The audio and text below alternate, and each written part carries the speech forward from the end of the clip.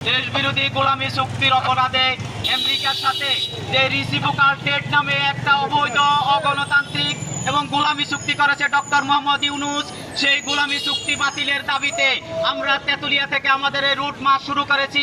আগামী 18 তারিখ কক্সবাজারের টেকনাফ উপজেলায় গিয়ে আমরা আমাদের এই কর্মসূচি শেষ করব। আমরা এই কর্মসূচির কাছে দেশবাসীকে উদাত্ত আহ্বান জানাচ্ছি যে আসুন আপনারাও আপনাদের অবস্থান থেকে স্ব অবস্থান থেকে ডক্টর মোহাম্মদ ইউনূসের এই রাষ্ট্রবিরোধী জনস্বার্থ বিরোধী আমেরিকার সাথে যে গোলামী চুক্তি করেছে সেই চুক্তির বিরুদ্ধে আপনারা রাস্তায় নেমে আসুন এবং আমি বাংলাদেশ সরকারের কাছে উদাত্ত আহ্বান জানাচ্ছি।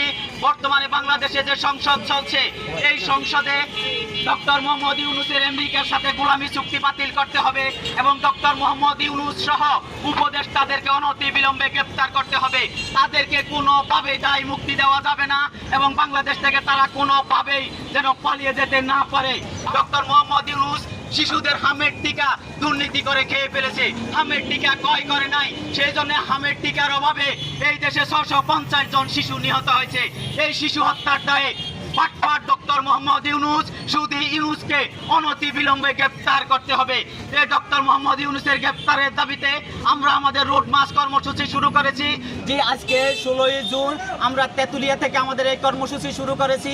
আগামী 18ই জুন কক্সবাজারে টেকনাফ গিয়ে আমাদের এই কর্মসূচি আমরা শেষ করব।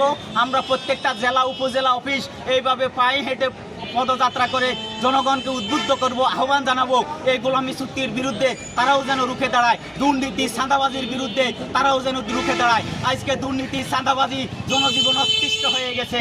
আজকে বিভিন্ন জায়গায় মব সন্ত্রাসের কারণে মানুষের কোনো জানমালের কোনো নিরাপত্তা নাই। মানুষ মনে করেছিল যে একটি গণতান্ত্রিক সরকার আসলে হয়তো মব সন্ত্রাস কমবে, কিন্তু দুর্ভাগ্যের বিষয় একটি গণতান্ত্রিক সরকার আসার পরেও বিভিন্ন জায়গায় এখনো মব সন্ত্রাস করে মানুষকে পিটিয়ে কুপিয়ে হত্যা করা হচ্ছে। এই মব সন্ত্রাসের বিরুদ্ধে, দুর্নীতি চাঁদাবাজির বিরুদ্ধে এবং আমেরিকার সাথে অবৈধ চুক্তির বিরুদ্ধে জনগণকে সোচ্চার হওয়ার আমরা আহ্বান জানাচ্ছি।